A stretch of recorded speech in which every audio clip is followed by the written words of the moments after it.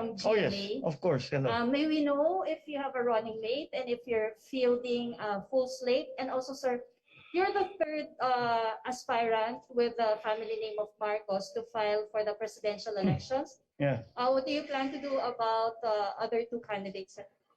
Okay. Well, right now, from the part I filed under Partido Federal ng Pilipinas, and as of now, we have not, no one has filed for vice president under PFP. And I'll be very candid with you.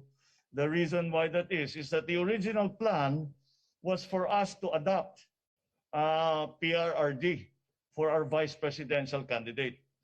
Pero sa mga nangyari noong nakaraang Sabado, nagbago lahat ng plano. Kaya't ngayon, nagkukonsulta kami, yung partido, at siyempre lahat ng ating mga ibang kasamahan na kung anong dapat gawin and what do we do now. And so that is where it is. Yung sa Senado naman, we will be providing you with a list of our senatorial candidates in the very near future, within days from now. Kung mapupuno ang yung 12 na punong slate, I cannot say for sure yes, but at the very least, siguro we will field 7, 8, maybe 9 candidates at the very least. Baka mabuo pa nga yung 12. Sorry?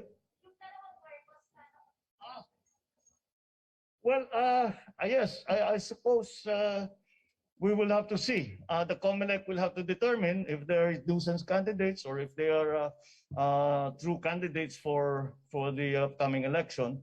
The decision or the determination as to what the status is of the other candidates who filed under the name of Marcos will be dependent on, will really be up to COMELEC. So we will leave it to them to decide on how to handle that situation.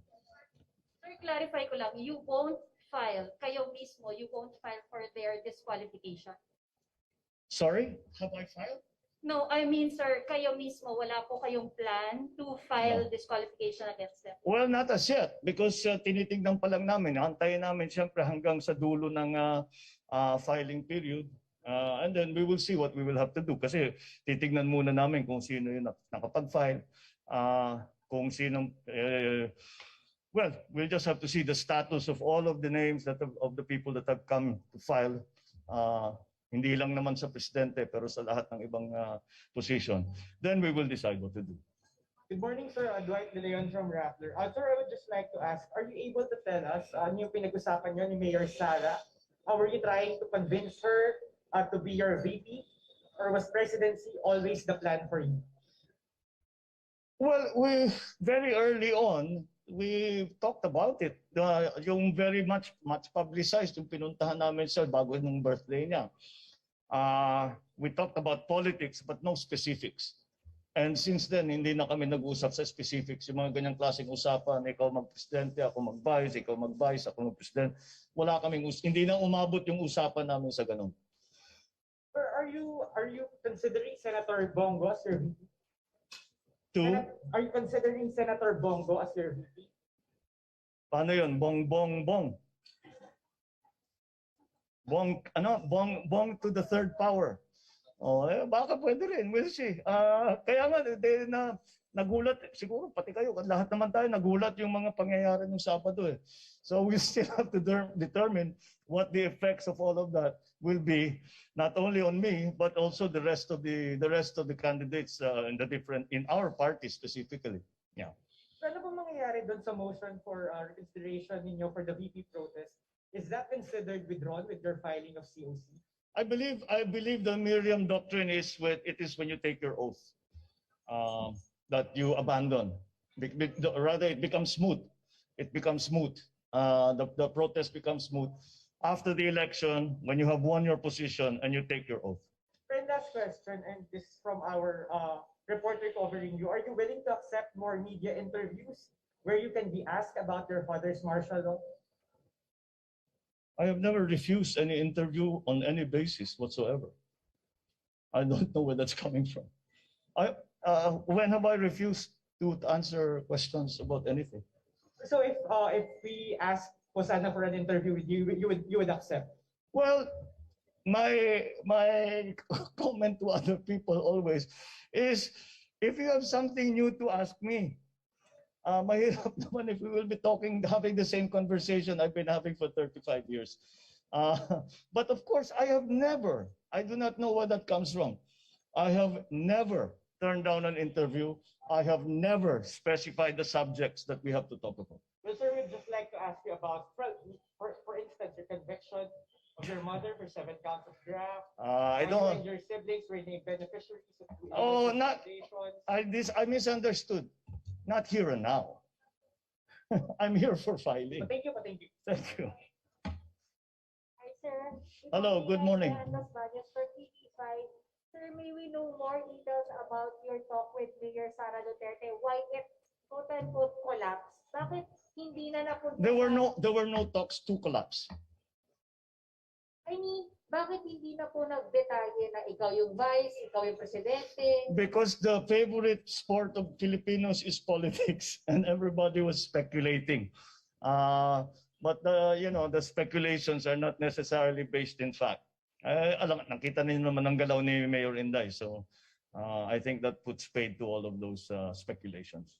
I mean, bakit po hindi na natuloy yung posible sanang tandem ninyo ni Mayor Sara? Kasi hindi naman siya tumakbo eh. Tapos. Di ba?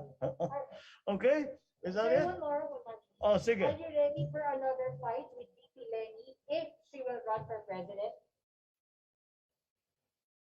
No, I do not have any fight with VP Lenny. I'm running for president. I'm not fighting against anyone. I mean, another round of election, of campaigning, fighting. I don't. We have the Senator Ping is filing as we speak, so it's not going to be that kind of election.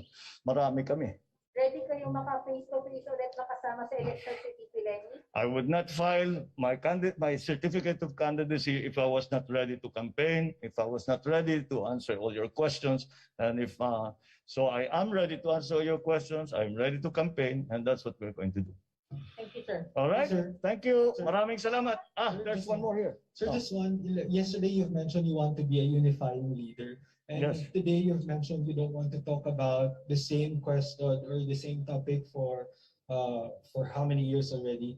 And now how would you like to become a unifying leader when there are still these questions running around? In my view, those questions have all been answered. So we unify now in the face of the COVID crisis, in the face of the economic crisis. That is what I am talking about when I say a unifying leadership. Yan ang kailangan natin ngayon. At siguro ang hangarin ko, ang layunin ko ay makapagbigay ng tinatawag nga na unifying leadership para magkaisa ang mga Pilipinong harapin natin itong COVID, harapin natin ang pag-ahon at pagbukas ng ating ekonomiya. Yun ang aking layunin. Yun ang ating pangarap para dito sa. That is why I call it a unifying leadership, because it requires leadership, a leadership that unifies the country, does not polarize the country. All right, sir. Thank you. Thank you. Magandang umaga. Kayo na po ang balang umusga, mga kababayan. Hanggang sa muli, ito po si DJ Master nagsasabing laban lang. God bless you all. See you on my next vlog. Babu!